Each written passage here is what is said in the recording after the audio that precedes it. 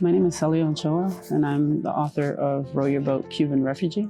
It's a memoir about my life and my experience as an immigrant and a refugee. When I was 6 years old in 1993 to 1994, my family spent about a year in hiding in Cuba due to our last name and our affiliation with General Arnaldo Ochoa. When I was 6 years old in 94, my father built a homemade boat. And in August of 1994, during the Cuban refugee crisis, we made that decision to leave Cuba and embark on that journey in the ocean. We spent about 18 hours in the ocean before we were caught by Coast Guard. During those 18 hours, we saw a lot of tragedy, a lot of things that no 6-year-old should ever have to see. But when we were finally caught by the Coast Guard, we were taken to Guantanamo Bay, where we spent 10 months in the detention camps, also seeing things that no 6 or 7-year-old should ever have to see. In June of 1995, we were granted to come to the United States, and we came to the US. So my book kind of covers everything from the time that we were in hiding in Cuba all the way to making it to the United States. From there, it's just a little recap of my life since. I became a U.S. citizen, I went to college, I joined the U.S. Navy and served this country.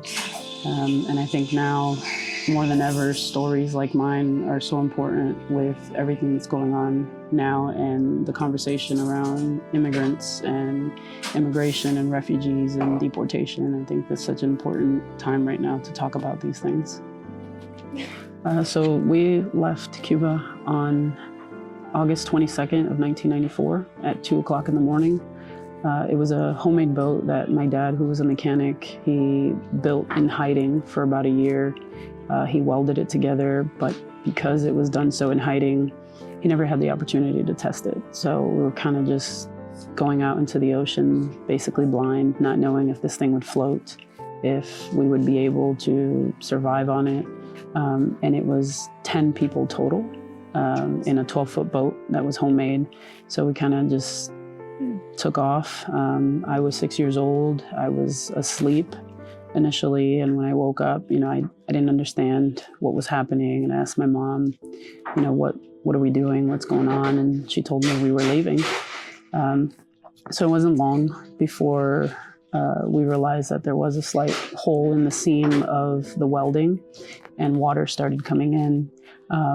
My father did put an engine inside the boat, which at the time, Fidel Castro had put out an order that he would let anyone leave if they wanted to leave, and his police would not stop you. But if they found that you were leaving on a craft or a homemade boat that had an engine in it, you would automatically be arrested. So that was, a chance that my father felt he had to take, because they knew that if you didn't have an engine, it would be a lot harder for you to be able to actually succeed in that mission. So when we left, he could not turn the engine on. We had to just kind of float out into the water because there were Cuban police out in boats nearby. So water did start coming in, and what basically they had to do was take turns with a small bucket getting the water out of the boat. Once we were clear of the Cuban military where they couldn't see us, we were able to turn on the engine. Then we spent about 18 hours out in the ocean. At one point, we did witness 2 gentlemen struggling to get back on their homemade raft, which was just an inner tube with a piece of plywood in the bottom. That is one moment in that journey that I will never forget, because they just kept going under, and my dad wanted to help them. He kept taking a piece of rope and throwing it as far as he could, but it just wouldn't reach. And we were so far ahead of them that if we tried to turn our boat around, the current would flip our boat. So you just had no choice but to sit there and watch them suffering and struggling. And I'll never forget them in Spanish asking for help, and until they just never came back up and the water just turned red.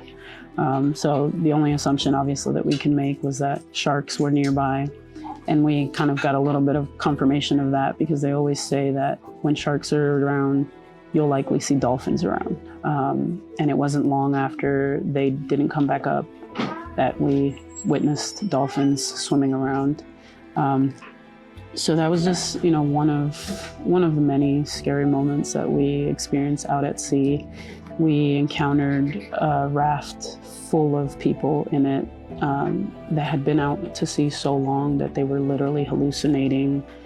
They kept telling us to leave them alone, that they were fine, that they were going to be rescued. So we ended up tying them to our boat. And then once we got picked up from Coast Guard, they were tied on to our boat as well. So we were all rescued. When we were picked up by the Coast Guard, my dad was the last one off of our boat. And he was in such a hurry to get everyone up on the Coast Guard ship that he didn't grab any of our things. So everything that we owned was in that boat. Our identities, our IDs, clothes, anything. So when we were picked up by Coast Guard, there was no identification for us, so they didn't know who we were. And once we made it to Guantanamo, all they had was just to go off of what we were telling them our names were. So it took a while before they reported who was picked up. In Cuba, on the radio, they would announce every day the names of refugees that were captured and taken to Guantanamo. So my grandparents, every day, every night, would listen to that radio, and every night would cry because they didn't even know if we were alive. And there is a part in my book where I talk about the moment that my grandmother heard our names, and what that moment was like for her, just saying, my grandkids are alive, my daughter's alive. So these are just some of the things that we experienced prior to arriving in Guantanamo. But once in Guantanamo, I was 6 years old, so it was very confusing. It's hard to understand what's happening, what's going on. There was moments where my family thought I was going to die because I was dehydrated and they couldn't get water for me. There was instances in the camps of people escaping and trying to make it through these mines that separated the Guantanamo base from Cuba, and the bombs going off in the mines and killing them. They were willing to risk their life to go back to Cuba than to be in those camps.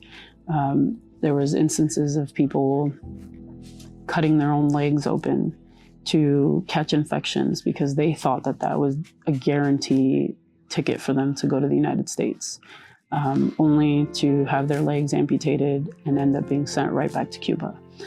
So people were desperate. People did whatever they thought they needed to do in order to make it to the United States. And for some of them, it never happened. Thankfully for us, we were a family of 4. And at the time, if you were a family with children, they would consider giving you pass to go to the United States. So thankfully for us, in June of '95, we were granted to come to the United States. And we were sponsored by a refugee program in Ithaca, New York.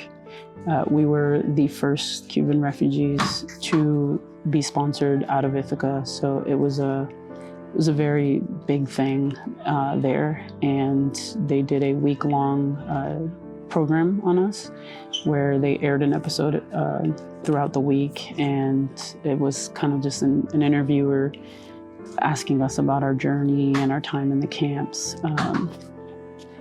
So the day that we arrived in the United States, we were first flown from Guantanamo Bay to Miami, where we were taken to a hotel, and then it was a couple days there.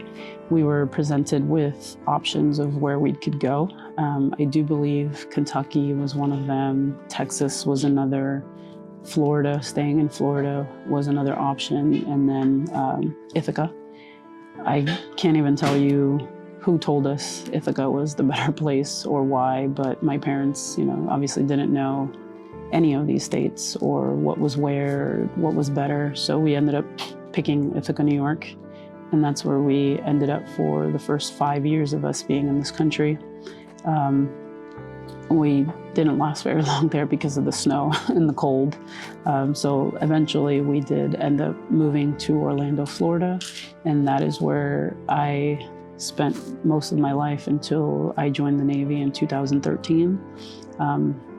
Very ironic for a child held in detention camps by United States military to join the United States military.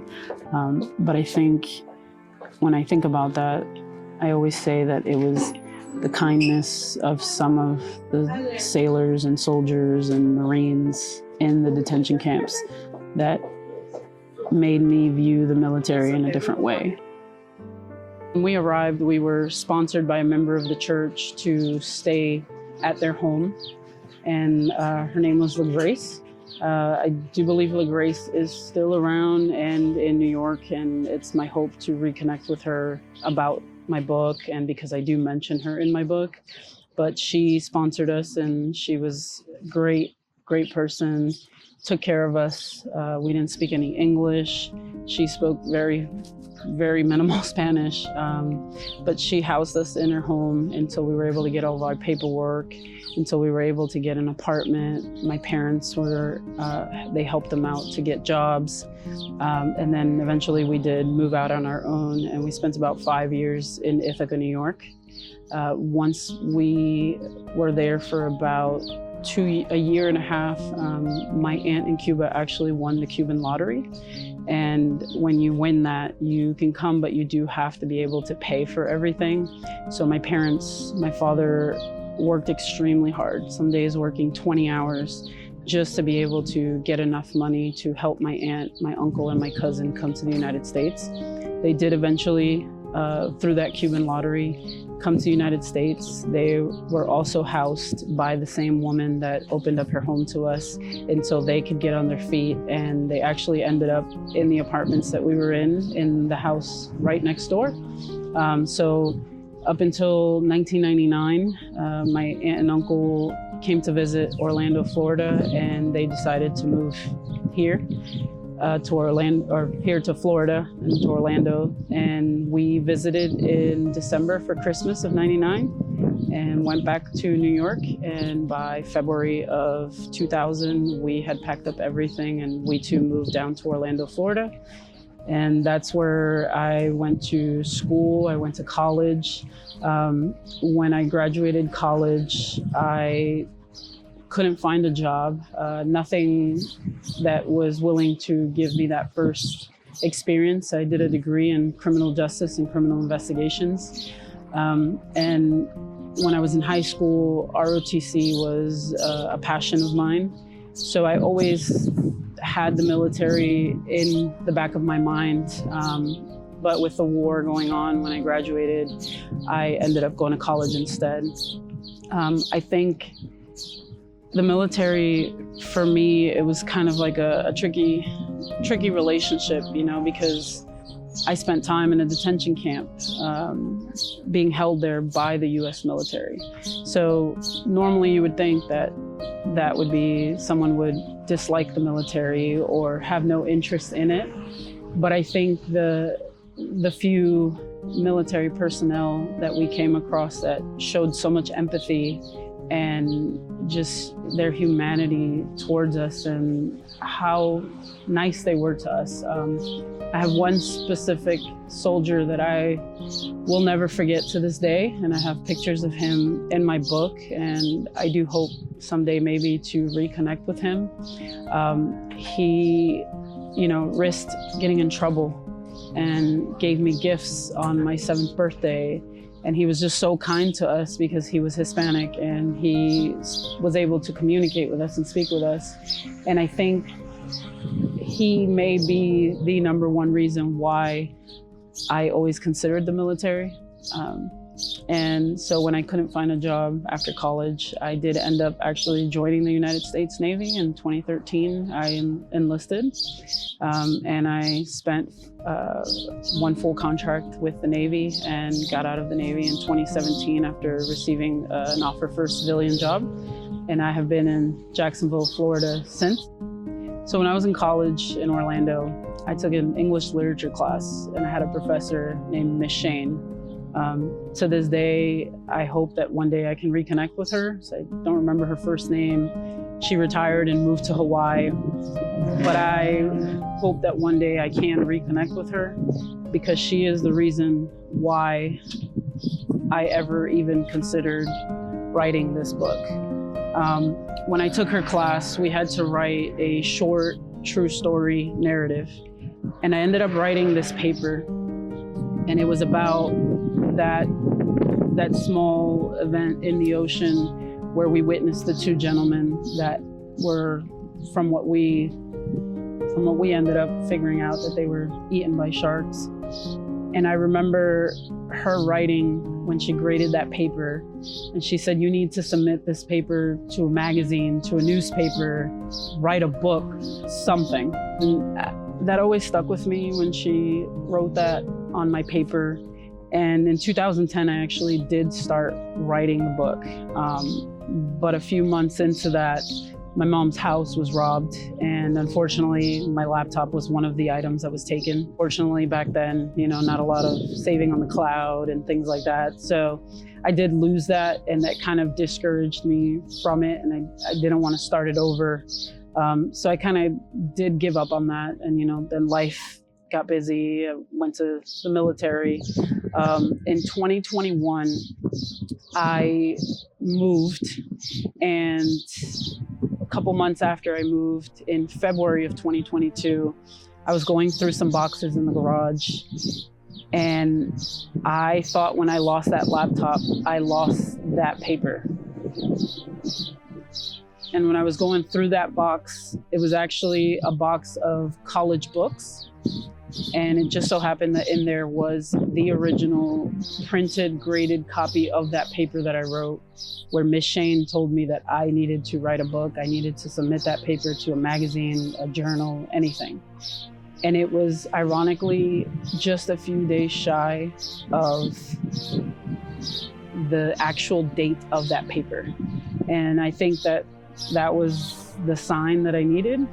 And I took that sign and I ran with it. And that was the day that I started rewriting this book, this memoir. And I think had I not found that paper, I don't know that I would have written it, maybe not when I did. But from there, I just, every night after I got off of work and school, I would be there in my office till midnight, 1 o'clock in the morning.